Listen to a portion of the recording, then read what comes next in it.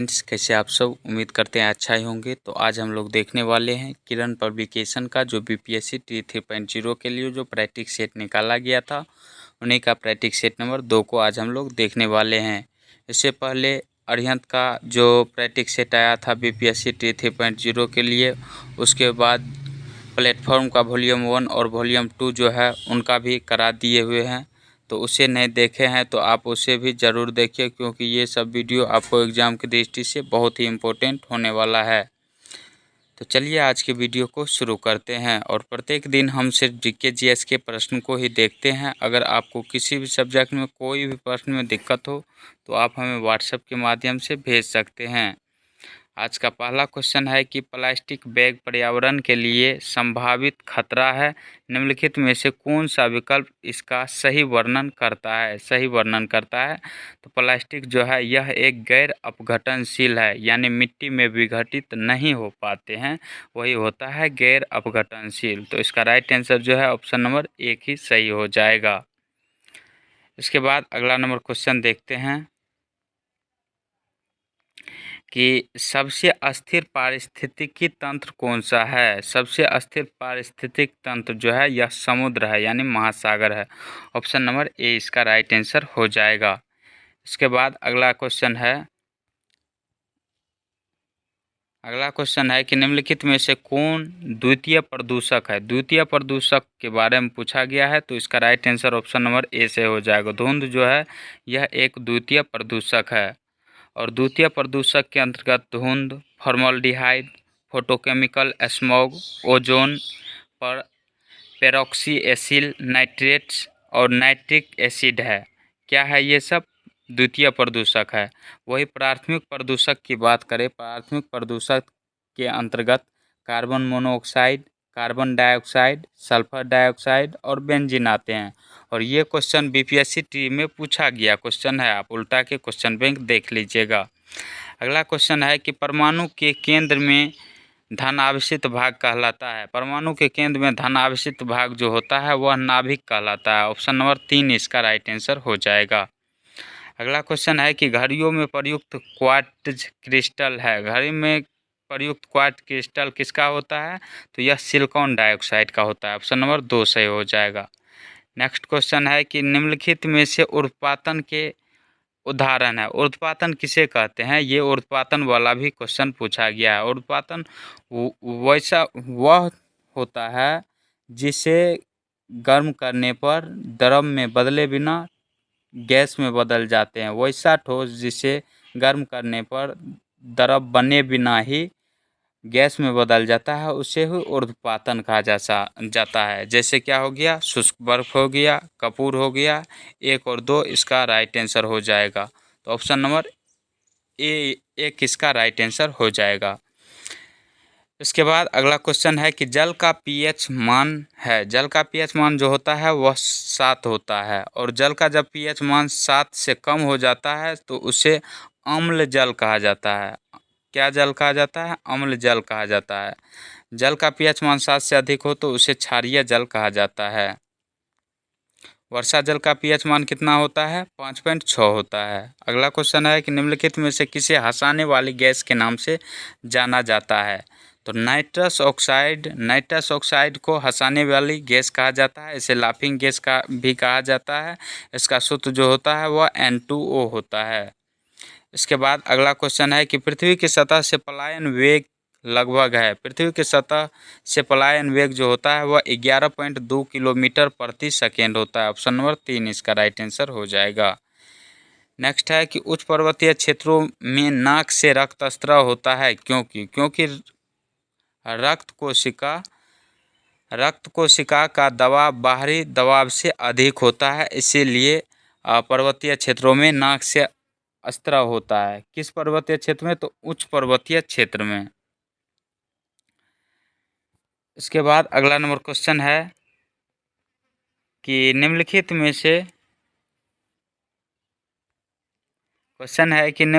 से कौन सा शब्द दिए गए वाक्य का वर्णन करता है।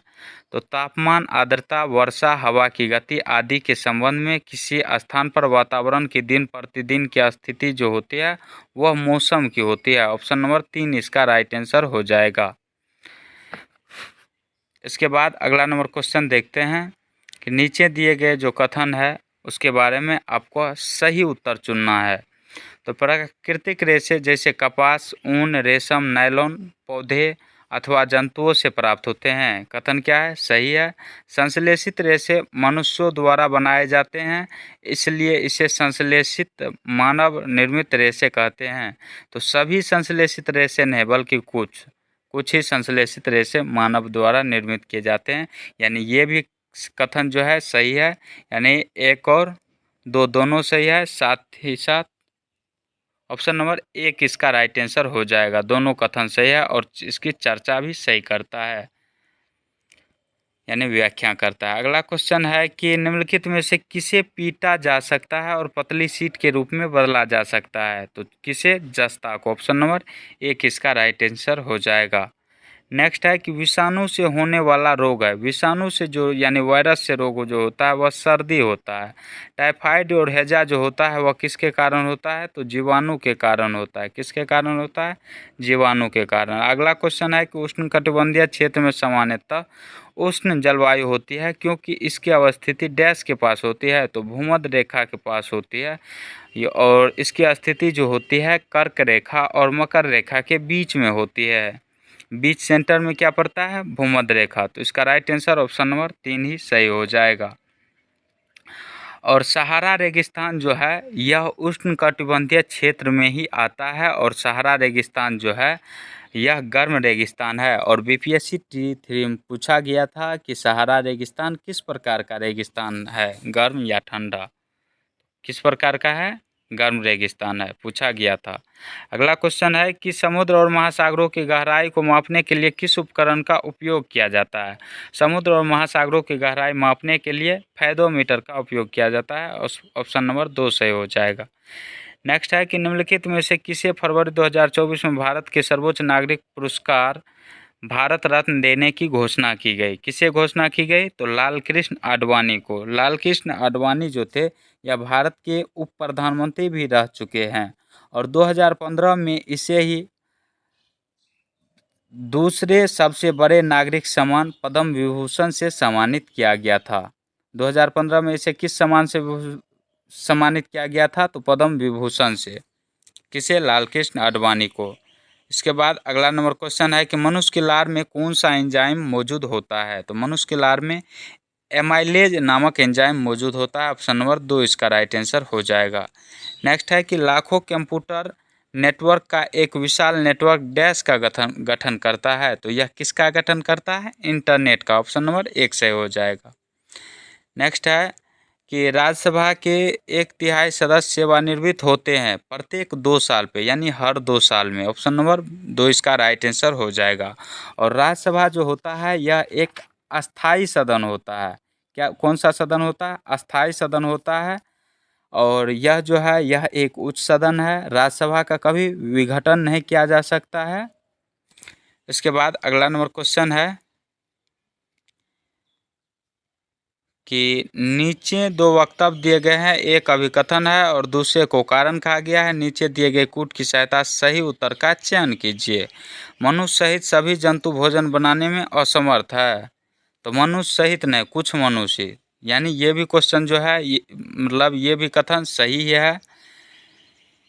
इसके बाद जो है कि मनुष्य अपना भोजन पौधे अथवा जंतु या दोनों से ही प्राप्त करते हैं। तो मनुष्य जो है अपना भोजन पौधे अथवा जंतु से प्रत्यक्ष या अप्रत्यक्ष रूप से करते ही हैं, यानी दोनों सही है। ए और आर दोनों सही है।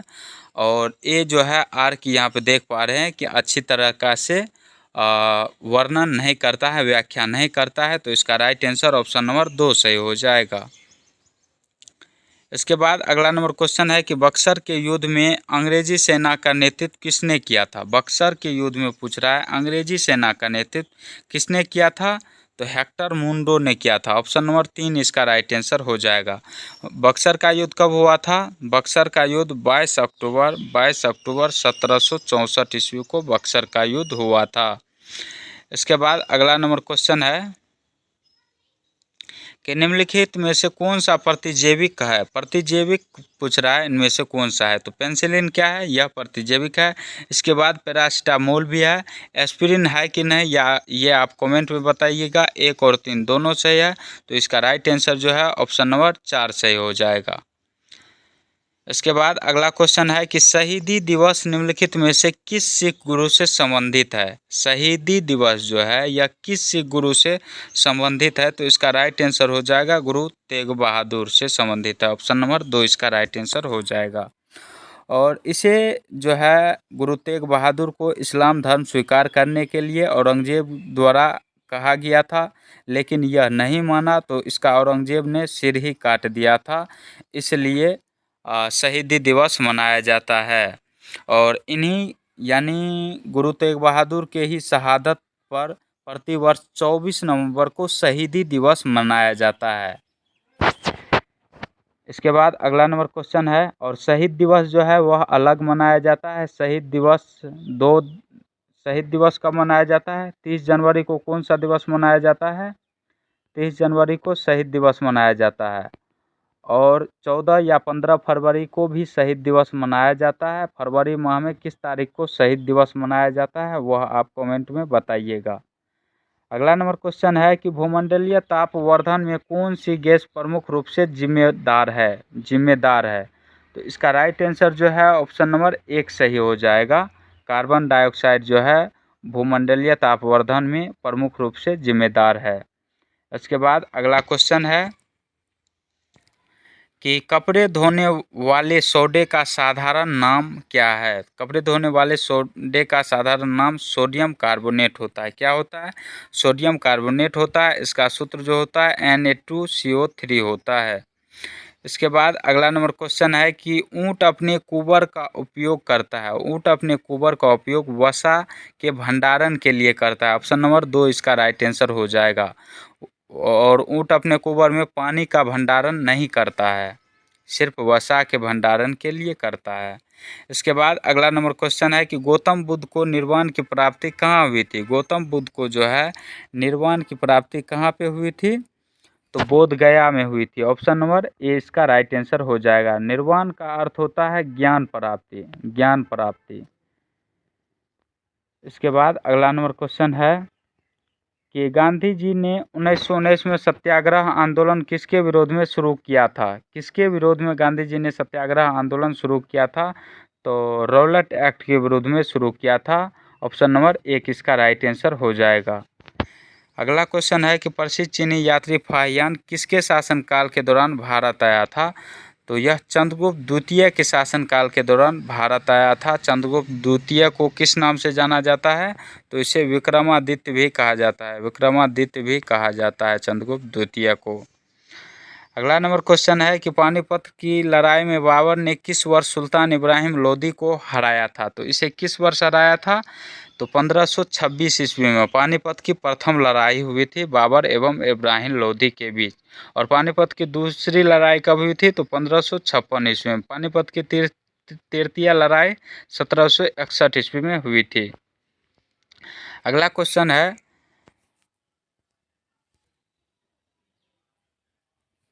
अगला क्वेश्चन था कि टेलीग्राफ का आविष्कार किसने किया? टेलीग्राफ यानी तार का आविष्कार किसने किया था? सैमुअल मोर्स ने किया था। ऑप्शन नंबर 3 इसका राइट आंसर हो जाएगा। इसके बाद अगला क्वेश्चन है, और यह जो है प्लेटफॉर्म के सेट में पहला नंबर ही क्वेश्चन है, सेट 1 में। इसने स्वराज के लिए अंग्रेजों के विरुद्ध सहायता के लिए विदेशी भ्रमण किया और वंदे मातरम नामक पत्रिका निकाला। किसने? तो मैडम भिकाजी कामा ने। ऑप्शन नंबर ए इसका राइट आंसर हो जाएगा। ए या एक पढ़ते हैं तो इसमें आप मत रहिएगा, और जो आंसर है वह सही है। अगला क्वेश्चन है कि आज़ाद हिंद फौज या इंडियन नेशनल आर्मी 1943 में कहाँ अस्तित्व में आई थी, तो सिंगापुर में। ऑप्शन नंबर 3 जो है इसका राइट आंसर हो जाएगा। और आज़ाद हिंद फौज का गठन किसने किया था, तो कैप्टन मोहन सिंह ने किया था आज़ाद हिंद फौज का गठन। अगला नंबर क्वेश्चन है कि भारतीय राष्ट्रीय कांग्रेस के किस अधिवेशन में सबसे पहले वंदे मातरम गाया गया था, तो 1896 के कलकत्ता अधिवेशन में। ऑप्शन नंबर 2 इसका राइट आंसर हो जाएगा।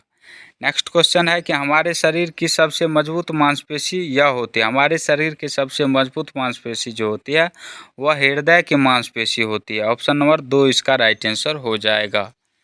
नेक्स्ट क्वेश्चन है कि 1922 में आयोजित भारतीय राष्ट्रीय कांग्रेस के गया अधिवेशन के अध्यक्ष कौन थे, तो गया अधिवेशन की अध्यक्षता चित्तरंजन दास ने किया था, यानी CR दास ने किया था। कब किया था, तो 1922 ईस्वी में। और इससे पहले कांग्रेस का अधिवेशन बिहार में कहाँ पे हुआ था, तो पटना में हुआ था। बांकीपुर पटना में हुआ था 1912 ईस्वी में। कांग्रेस के प्रथम अधिवेशन जो बिहार में हुआ था 1912 में बांकीपुर पटना में हुआ था। इसके बाद अगला नंबर क्वेश्चन है कि भारत को उष्णकटिबंधीय और उपोष्णकटिबंधीय क्षेत्रों में विभाजित करने के लिए आधार के रूप में लिया गया जनवरी समताप रेखा है, तो यह कितना डिग्री है, तो 18 डिग्री सेल्सियस है। ऑप्शन नंबर 2 इसका राइट आंसर हो जाएगा। नेक्स्ट है कि निम्नलिखित में से कौन बिहार में रेशम कपड़ा उत्पादन केंद्र है। कपड़ा उत्पादन केंद्र है तो कौन है, भागलपुर। ऑप्शन नंबर 3 इसका राइट आंसर हो जाएगा। और भागलपुर को भारत के रेशम शहर के रूप में भी जाना जाता है। इसके बाद अगला क्वेश्चन है कि भारत में सर्वाधिक वर्षा वाला स्थान डैश है, तो भारत में सर्वाधिक वर्षा जो होती है वह मासिनराम मेघालय में होती है। ऑप्शन नंबर 3 इसका राइट आंसर हो जाएगा। और इसी में पूछे कि भारत का दूसरा सबसे आर्द्र स्थान क्या है, तो वह चेरापूंजी है। असम के चेरापूंजी जो है यह भारत का दूसरा सबसे बड़ा आर्द्र स्थान है। इसके बाद अगला नंबर क्वेश्चन है मानचित्र तथा ग्लोब में एक दूसरे को काटती रेखाओं को क्या कहा जाता है, तो इसे भौगोलिक ग्रिड कहा जाता है। ऑप्शन नंबर 3 इसका राइट आंसर हो जाएगा। और मानचित्र में जो होता है क्षैतिज रेखाएं जो पूर्व से पश्चिम की ओर चलती है उसे ही अक्षांश कहा जाता है या अक्षांश रेखा कहा जाता है। देशांतर या देशांतर रेखा किसे कहा जाता है, तो खड़ी रेखा यानी ऊर्ध्वाधर रेखा या दक्षिण की ओर लंबवत चलने वाली रेखा को देशांतर रेखा कहा जाता है। यानी आपको कहे तो ये जो मान लीजिए ग्लोब है तो इस रेखा ये ऊपर से नीचे की रेखा को देशांतर कहा जाता है और इस रेखा को जो है अक्षांश कहा जाता है। और जो इसमें जो रेखा काटती है ऐसे, तो ये जो कटन बिंदु को क्या कहते हैं, भौगोलिक ग्रिड कहा जाता है। इसके बाद अगला क्वेश्चन है कि भारतीय संविधान द्वारा कितनी भाषाओं को मान्यता दी गई है। भारतीय संविधान द्वारा कितनी भाषाओं को मान्यता दी गई है, तो 22 भाषाओं को। और मूल संविधान में 14 भाषाओं को ही मान्यता दिया गया था। इसके बाद 8 भाषा को बाद में जोड़ा गया था। इसके बाद अगला नंबर क्वेश्चन है कि मादा एनाफिलीज मच्छर के काटने से कौन सी बीमारी होती है, तो कौन सी बीमारी होती है, मलेरिया नामक बीमारी होती है। ऑप्शन नंबर 1 सही हो जाएगा। अगला क्वेश्चन है कि नालंदा विश्वविद्यालय की स्थापना किस शताब्दी में हुई थी, तो इसकी स्थापना 5वीं शताब्दी में हुई थी। और किसने किया था, तो कुमारगुप्त ने किया था। और नालंदा विश्वविद्यालय को ध्वस्त किसने किया था, तो बख्तियार खिलजी ने किया था। और बख्तियार खिलजी ने नालंदा विश्वविद्यालय के साथ साथ किस विद्यालय का और ध्वस्त किया था, आप कमेंट में बताइएगा।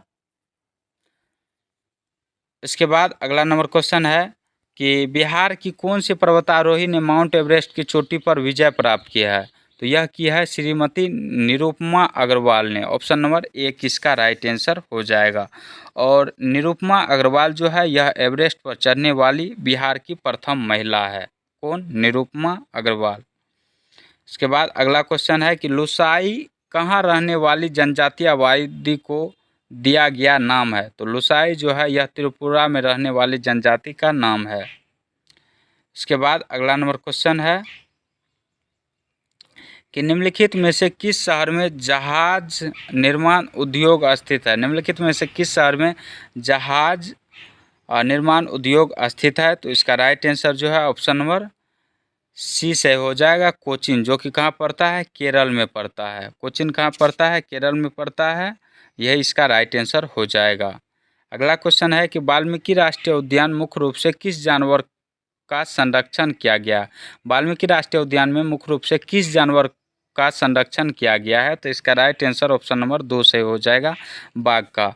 और वाल्मीकि राष्ट्रीय उद्यान कहाँ है, तो बिहार का एक राष्ट्रीय उद्यान है, मात्र एक ही है बिहार में, वो एक राष्ट्रीय उद्यान है और एक अभी बनने की घोषणा की गई है। और कहाँ बनेगी, अररिया में बनेगी। अगला नंबर क्वेश्चन है कि नेपानगर, नेपानगर ये ऐसा कोई एग्जाम नहीं होगा जिसमें नहीं पूछा गया होगा नेपानगर के बारे में। नेपानगर निम्नलिखित में से किस उद्योग से संबंधित है। तो ये अखबारी कागज के लिए प्रसिद्ध है नेपानगर।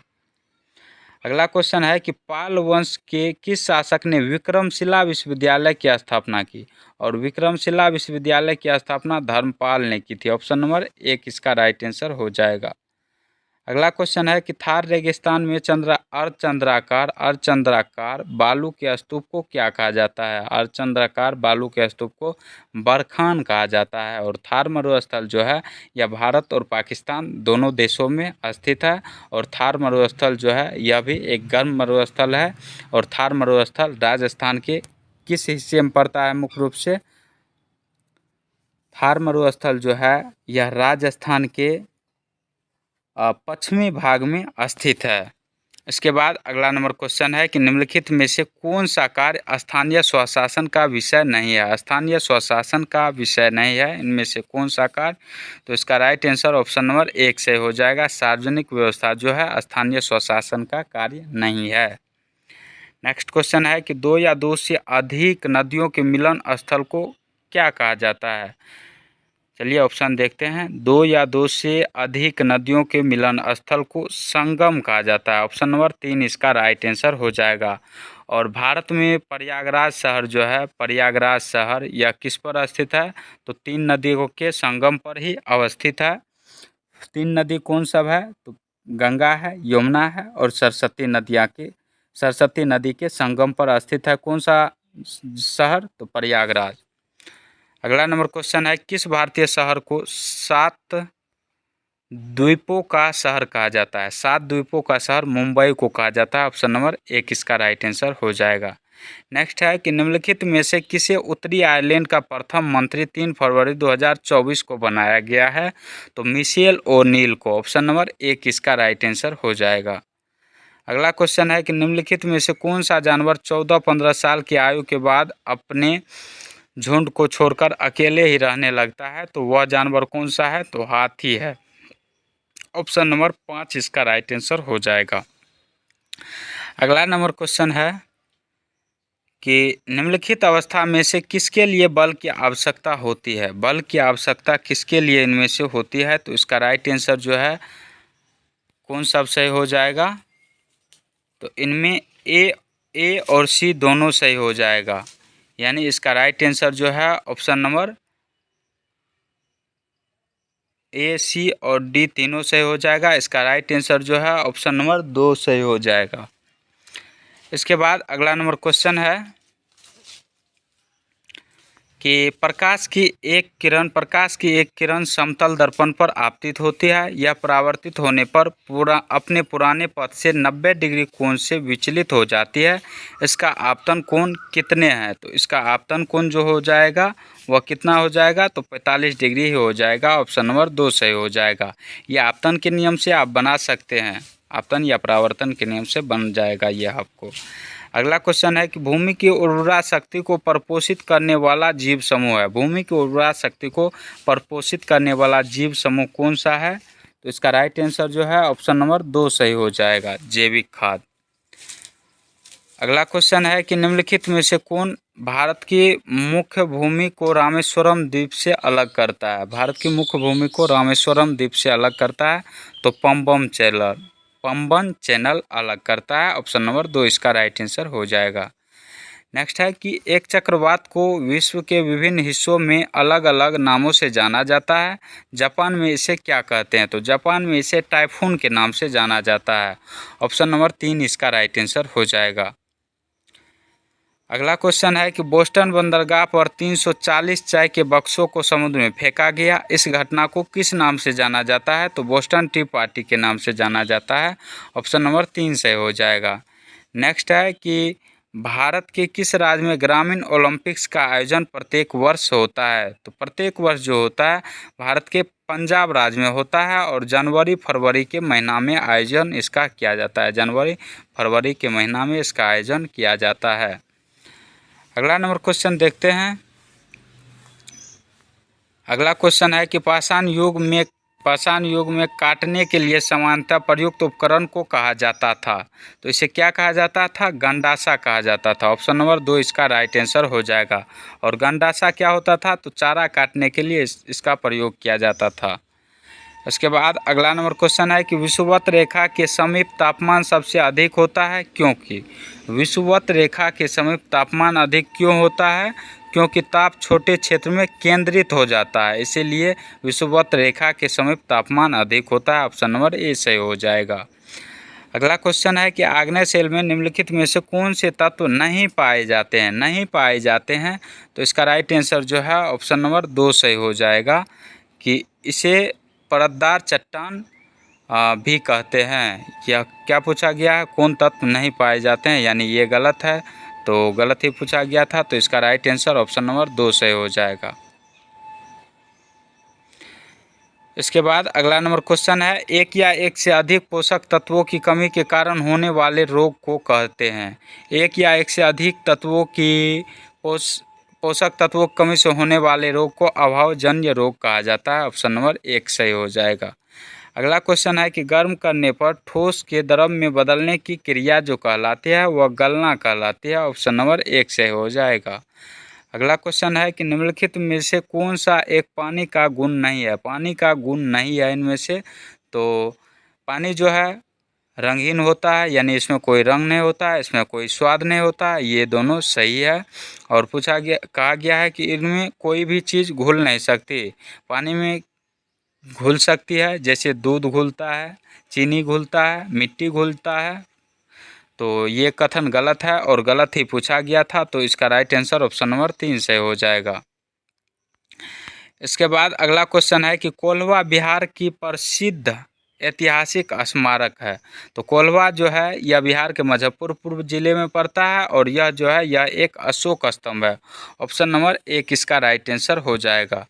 नेक्स्ट है कि स्टेलाक्टाइट स्थलाकृति का निर्माण होता है। स्टेलाक्टाइट स्थलाकृति का निर्माण जो होता है वह किसके द्वारा होता है? तो भूमिगत जल द्वारा होता है। ऑप्शन नंबर 2 इसका राइट आंसर हो जाएगा। नेक्स्ट क्वेश्चन है कि केंद्रीय बजट 2024-25 में राज्यों को हस्तांतरण, अनुदान, ऋण आदि सहित कुल कितने संसाधन हस्तांतरित किए गए हैं? तो इसका राइट आंसर जो है 22,22,264 करोड़ रुपये हस्तांतरित किए गए हैं। ऑप्शन नंबर 1 सही हो जाएगा। इसके बाद नेक्स्ट क्वेश्चन है कि वैज्ञानिक जो अंतरिक्ष की विभिन्न वस्तुओं तथा तारा, चंद्रमा, ग्रह आदि का अध्ययन करते हैं कहलाते हैं, यह खगोलविद कहलाते हैं। ऑप्शन नंबर 2 इसका राइट आंसर हो जाएगा। इसके बाद नेक्स्ट क्वेश्चन है कि अनुच्छेद 19 के अंतर्गत कौन सा स्वतंत्रता का अधिकार नहीं है? अनुच्छेद 19 के अंतर्गत इनमें से कौन सा स्वतंत्रता का अधिकार नहीं है? तो इसका राइट आंसर हो जाएगा व्यक्ति स्वतंत्रता का अधिकार जो है यह अनुच्छेद 19 के अंतर्गत नहीं आता है, यह अनुच्छेद 21 में है। अनुच्छेद 21 के अंतर्गत यह आता है और अनुच्छेद 19 के अंतर्गत 6 प्रकार की स्वतंत्रता दी गई है, जिनमें से ये भी है और इसके बाद 4 और भी है। इसके बाद अगला नंबर क्वेश्चन है कि जंतु जिनके शरीर पर कठोर कवच होता है तथा अधिकांशतः पानी में रहता है, तो इसका राइट आंसर हो जाएगा कछुआ। ऑप्शन नंबर 2 इसका राइट आंसर हो जाएगा। इसके बाद अगला नंबर क्वेश्चन जो है यह मुख्यमंत्री के बारे में, इनमें से बहुत कुछ बदल गया है, तो आप इसे देख लीजिएगा इसका राइट आंसर क्या हो जाएगा। ये 90 बार मुख्यमंत्री बने हैं, यह सही है, और वह सबसे लंबे समय तक मुख्यमंत्री रहे हैं। बिहार में तो रहे हैं, अगर भारत में पूछे सबसे लंबे समय तक मुख्यमंत्री कौन रहे हैं तो सिक्किम के हैं मुख्यमंत्री जो कि 24 साल तक रहे हैं, सिक्किम के मुख्यमंत्री। और ये जो राजद के समर्थन से नीतीश कुमार ने 9वीं बार मुख्यमंत्री पद की शपथ ली है। राजद के समर्थन से नहीं बल्कि किसके समर्थन से ली है, तो एनडीए के समर्थन से। तो इसका राइट आंसर क्या हो जाएगा, आप कमेंट में बताइएगा। अगला क्वेश्चन है कि किसी राज्य के राज्यपाल के संबंध में कौन सा कथन गलत है। किसी राज्य के राज्यपाल के संबंध में कौन सा कथन इनमें से गलत है। तो राज्यपाल का चुनाव जो है संसद करती है, नहीं संसद नहीं करती है बल्कि राष्ट्रपति करती है, यानी यही कथन गलत था और गलत ही पूछा गया था। तो इसका राइट आंसर 2 ही सही हो जाएगा। अगला क्वेश्चन है कि वर्ष 2024 के गणतंत्र दिवस समारोह में किस मंत्रालय पर झांकी ने लोकप्रिय पसंद श्रेणी में शीर्ष स्थान प्राप्त किया। तो इसका राइट आंसर हो जाएगा संस्कृति मंत्रालय ने। ऑप्शन नंबर 3 सही हो जाएगा। अगला क्वेश्चन है कि बिहार का राजकीय पक्षी है। बिहार का राजकीय पक्षी क्या है, गौरैया है। बिहार का राजकीय पक्षी गौरैया है। राजकीय पशु पूछे तो वह बैल है, और राजकीय फूल पूछे बिहार का तो गेंदा है, और बिहार का राजकीय मछली पूछे तो बिहार का राजकीय मछली जो है वह मांगुर मछली है। कौन सी मछली है, मांगुर मछली है। अगला नंबर क्वेश्चन है कि 0 डिग्री सेल्सियस पर 5 ग्राम बर्फ और 45 डिग्री सेल्सियस पर 20 ग्राम बर्फ जल को मिश्रित किया जाता है, मिश्रण का तापमान होगा। तो मिश्रण का तापमान कितना हो जाएगा, 20 डिग्री सेल्सियस हो जाएगा। इसके बाद अगला नंबर क्वेश्चन देखते हैं कि एक घर में क्वेश्चन है कि एक घर में 60 वाट के 5 लैंप, 75 वाट के 4 पंखे प्रतिदिन 6 घंटे लिए जाते हैं, उपयोग में लिए जाते हैं। 30 दिन या 1 महीने में उपयोग की गई कुल यूनिट है। तो इसका राइट आंसर जो है 108 यूनिट हो जाएगा। और कैसे हो जाएगा, तो किलोवाट घंटा का मतलब क्या होता है, वाट गुना घंटा बट्टे 1000 होता है, और यह जो होता है यह यूनिट होता है। तो यहाँ से वाट कितना है, तो 60 वाट के 5 लैंप है यानी 300 ये हो गया। उसके बाद 75 वाट के 4 पंखे हैं तो 300 ये हो गया, 600 हो गया। और प्रत्येक दिन 6 घंटे और 30 दिन तक चलते हैं, यानी 600 गुना करेंगे किससे, तो 6 घंटे प्रतिदिन और कितने दिनों तक, तो 30 दिनों तक बट्टे 1000 करेंगे तो 3 को 0 जो है कट जाएगा, और 6 गुना 3 जो करेंगे तो 36 या 108 हो जाएगा। ऑप्शन नंबर 1 इसका राइट आंसर हो जाएगा। अगला क्वेश्चन है कि अत्यधिक ऊंचाई पर पर्वतारोहियों को किस प्रकार की समस्याओं का सामना करना पड़ता है। तो इसे किस प्रकार की समस्याओं का सामना करना पड़ता है, तो बारिश का भी सामना करना पड़ता है, आंधी तूफान का भी सामना करना पड़ता है, अत्यधिक ठंड और ऑक्सीजन की कमी का सामना करना पड़ता है। तो इसका राइट आंसर ऑप्शन नंबर 4 सही हो जाएगा। इसके बाद अगला नंबर क्वेश्चन है कि जब मैग्नीशियम और क्लोरीन के बीच अभिक्रिया होती है तब क्या होता है। तो प्रत्येक मैग्नीशियम परमाणु 2 इलेक्ट्रॉनों का त्याग करता है, न कि ग्रहण करता है। तो क्या करता है, त्याग करता है, ये सही है। ऑप्शन नंबर 3 सही हो जाएगा। इसके बाद अगला नंबर क्वेश्चन है, और ये क्वेश्चन किस प्रकार से है, कूट में दिया गया है तब इसका आंसर पूछा गया है। और पूछा क्या गया है कि निम्नलिखित में से कौन से कथन महासागरों के संदर्भ में सही है, सही के बारे में पूछा गया है। तो इनमें जो है ये महासागर आपस में एक दूसरे से जुड़े हुए हैं, तो यह क्या है, सही है। इसके बाद जो है तरंगे, ज्वार भाटा तथा महासागरीय धारा, महासागरीय जल की 3 मुख्य गतियां हैं, ये भी सही है। 1 और 3 दोनों सही है, तो यानी इसका राइट आंसर जो है ऑप्शन नंबर 1 सही हो जाएगा। इसके बाद अगला नंबर क्वेश्चन देखते हैं कि अगला क्वेश्चन है, निम्नलिखित में से कौन सी संरचना प्रोकैरियोटिक कोशिका में नहीं पाई जाती है। प्रोकैरियोटिक कोशिका में कौन सी संरचना नहीं पाई जाती है, तो इसका राइट आंसर हो जाएगा केंद्रक झिल्ली इसमें नहीं पाई जाती है। अगला नंबर क्वेश्चन है कि सोलर कुकर की दीवारें किस रंग की होती है। सौर कुकर की दीवारें जो होती है वह काली रंग की होती है। ऑप्शन नंबर 3 सही हो जाएगा। अगला क्वेश्चन है कि मियोसिस के लिए कौन सा कथन सही है। मियोसिस जो होता है इसके लिए कौन सा कथन सही है। तो मियोसिस जो है यह अर्धसूत्री विभाजन है। ऑप्शन नंबर 2 इसका राइट आंसर हो जाएगा। और अर्धसूत्री विभाजन जो होता है, अर्धसूत्री विभाजन ऋणात्मक विभाजन की एक प्रक्रिया होती है जिसमें प्रत्येक कोशिका में मौजूद क्रोमोसोम की संख्या आधी हो जाती है। किसमें? तो अर्धसूत्री विभाजन में। इसके बाद अगला क्वेश्चन है और कथन वाला क्वेश्चन दिया गया है। कहा गया है कि नीचे दिए गए कथनों पर विचार कीजिए और कूट की सहायता से सही उत्तर का चयन कीजिए। तो इसका राइट आंसर जो है, प्रायद्वीपीय स्थल का वह भाग है जो चार तरफ जल से घिरा होता है। चारों तरफ से जल से घिरे भाग को द्वीप कहा जाता है और तीन ओर से जल से घिरे भाग को प्रायद्वीप कहा जाता है, यानी ये गलत है। और अगला क्या है कि पाक जल संधि भारत को पाकिस्तान से अलग करती है। पाक जल संधि जो है भारत को श्रीलंका से अलग करती है। किससे अलग करते हैं? तो श्रीलंका से अलग करते हैं, यानी ये भी गलत है। और प्रत्येक एक देशांतर के लिए स्थानीय समय में 4 मिनट का अंतर होता है, सही है। इसके बाद है कि बड़े देश जिनका विस्तार उत्तर से दक्षिण की ओर अधिक होता है वहाँ पूरे देश का मानक समय एक नहीं होता है। तो ये भी सही है, यानी सी और डी दोनों सही है। तो इसका राइट आंसर जो है ऑप्शन नंबर 3 सही हो जाएगा। इसके बाद आज का लास्ट क्वेश्चन है 150 नंबर और इजी क्वेश्चन है कि काकोलत जलप्रपात बिहार के किस जिले में स्थित है। काकोलत जलप्रपात जो है यह बिहार के नवादा जिले में स्थित है। ऑप्शन नंबर 1 इसका राइट आंसर हो जाएगा।